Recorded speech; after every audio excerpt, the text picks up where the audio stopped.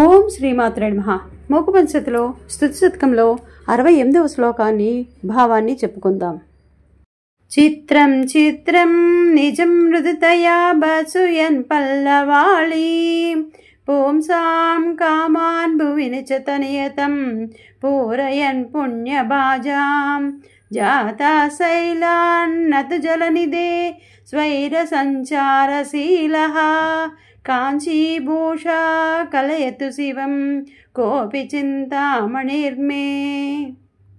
తన మత్తుదనంతో చిగుళ్ల వరసను బెదిరిస్తూ భూమి మీద పుట్టిన పుణ్యాత్మరాలైన వారి కోరికలను తీరుస్తూ ఉన్న చింతామణి అనగా కామాక్షీదేవి కొండ నుంచి అనగా హిమవంతుడికి పుట్టింది, కానీ సముద్రం నుంచి జన్మించలేదు.